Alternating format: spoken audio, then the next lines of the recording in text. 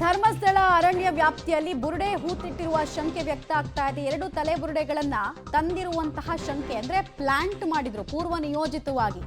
ಒಂದು ಪ್ಲಾಂಟ್ ಮಾಡಿದ ಪ್ರಕಾರನೇ ತಲೆ ಬುರುಡೆಯನ್ನ ಕೋರ್ಟ್ಗೆ ಚಿನ್ನಯ್ಯ ತಂದು ಧರ್ಮಸ್ಥಳದಲ್ಲಿ ನಾನು ಇದನ್ನ ತೆಗೆದಿದ್ದು ಅಂತ ಹೇಳಿದ್ದ.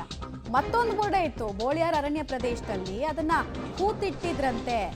ಸೊ ಇವನು ಮಾರ್ಕ್ ಮಾಡಬೇಕಾದ್ರೆ ಈ ಜಾಗದಲ್ಲಿ ಕೂಡ ನಾನು ಹೆಣ ಹೂತಿಟ್ಟಿದೆ ಅಂತ ಕತೆ ಹೇಳಿ ಅದನ್ನು ಅಗಸ್ದಾಗ ಈ ಬುರುಡೆ ಸಿಕ್ಕು.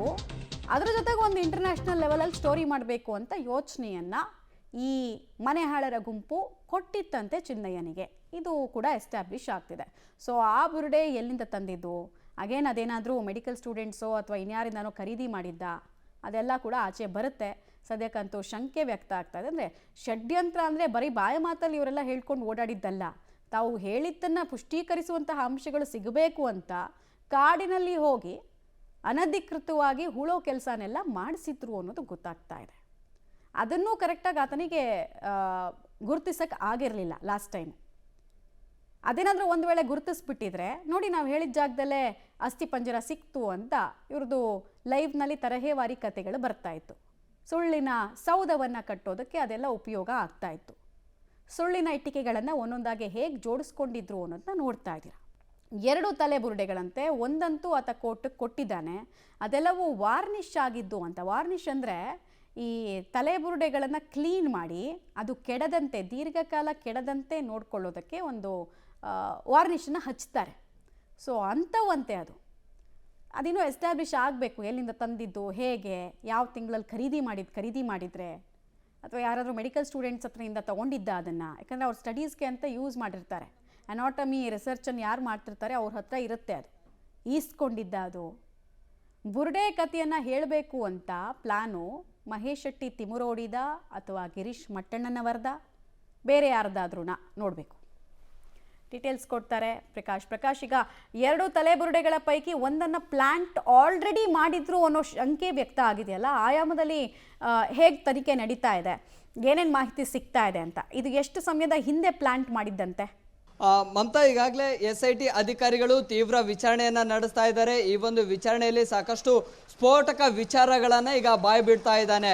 ಸೊ ಪ್ರಮುಖವಾಗಿ 2 ತಲೆ ಬುರುಡೆಗಳನ್ನ ತಂದಿದ್ದೀನಿ ಅನ್ನುವಂತಹ ಮಾಹಿತಿಯನ್ನ SIT ಅಧಿಕಾರಿಗಳ ಮುಂದೆ ಹೇಳಿದ್ದಾನೆ. ಸೊ ಒಂದು ಏನು ಬೋಳಿಯಾರ್ ಅರಣ್ಯ ಪ್ರದೇಶದಲ್ಲಿ ಮೊದಲೇ ಹೂತಿಟ್ಟಿದ್ದಾನೆ ಅನ್ನುವಂಥದ್ರ ಬಗ್ಗೆ ಕೂಡ ಬಾಯಿ ಬಿಟ್ಟಿದ್ದಾನೆ ಅನ್ನುವಂತಹ ಮಾಹಿತಿ SIT ಅಧಿಕಾರಿಗಳ ಮೂಲಕವಾಗಿ ಗೊತ್ತಾಗ್ತಾ ಇದೆ. ಮತ್ತೊಂದು ನೇರವಾಗಿ ಕೋರ್ಟ್ಗೆ ಹೋಗಿ ನ್ಯಾಯಾಧೀಶರ ಕೈಗೆ ಕೊಟ್ಟಿದ್ದ.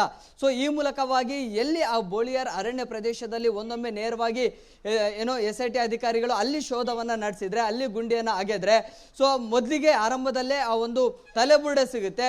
ಸೊ ಈ ಮೂಲಕವಾಗಿ ಅದರ ಕಿಚ್ಚು ಮತ್ತಷ್ಟು ಹೆಚ್ಚಾಗುತ್ತೆ ಅನ್ನುವಂತಹ ಪ್ಲಾನ್ ಅನ್ನ ಮಾಡಿದ್ದ. ಸೊ ಹೀಗಾಗಿ ಪೂರ್ವ ನಿಯೋಜಿತವಾಗಿ ಪ್ಲಾನ್ ಅನ್ನ ಮಾಡಿ ಆ ಒಂದು ಬೋಳಿಯಾರ ಅರಣ್ಯ ಪ್ರದೇಶದಲ್ಲಿ ಹೂತು ಬಂದಿದ್ದ ಅನ್ನೋದರ ಬಗ್ಗೆ ಈಗ ಬಾಯನ್ನ ಬಿಟ್ಟಿದ್ದಾನೆ. ಸೊ ಹೀಗಾಗಿ ಮತ್ತೆ ಅಲ್ಲಿ ಆ ಒಂದು ಪ್ರದೇಶಕ್ಕೆ ಹೋಗಿ ಹೂತಿಟ್ಟಿರುವಂತಹ ಆ ಒಂದು ತಲೆಬುರುಡೆಯನ್ನ ತೆಗೆಯುವಂತಹ ಪ್ರಯತ್ನಗಳು ಮತ್ತೆ ಆ ಒಂದು ಸಾಧ್ಯತೆಗಳನ್ನು ಕೂಡ ಈಗ ಅಧಿಕಾರಿಗಳು ಮಾಡ್ತಾರೆ. ಸೊ ಪ್ರಮುಖವಾಗಿ ಆತ 2 ಪ್ಲಾನ್ಗಳನ್ನು ಮಾಡ್ಕೊಂಡಿದ್ದ. ಒಂದು 2 ತಲೆಬುರುಡೆಗಳನ್ನು ತೆಗೆದುಕೊಂಡು ಒಂದು ಅರಣ್ಯ ಪ್ರದೇಶದಲ್ಲೇ ಹೂತಿಡುವಂಥದ್ದು ಮತ್ತೆ ಕೋರ್ಟ್ಗೆ ನ್ಯಾಯಾಧೀಶರಿಗೆ ಕೊಡುವಂಥದ್ದು.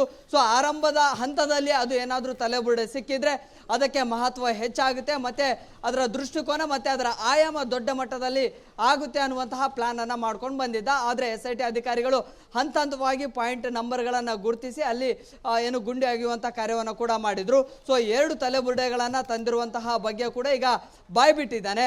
ಸೊ ಹಾಗಿದ್ರೆ ತಲೆಬುರುಡೆಯನ್ನು ಕೊಟ್ಟಂಥವ್ರು ಯಾರು, ಎಲ್ಲಿಂದ ತಂದ ಅನ್ನುವಂಥದ್ರ ಬಗ್ಗೆ ಕೂಡ ಮಾಹಿತಿಯನ್ನು ಕಲೆ ಹಾಕ್ತಾ ಇದ್ದಾರೆ. ಆದರೆ ಅದ್ರ ಬಗ್ಗೆ ತಡಬಡಿಸ್ತಾ ಇದ್ದಾನೆ, ಸ್ಪಷ್ಟವಾಗಿರುವಂತಹ ಮಾಹಿತಿಯನ್ನು ಕೊಡ್ತಾ ಇಲ್ಲ SIT ಅಧಿಕಾರಿಗಳಿಗೆ.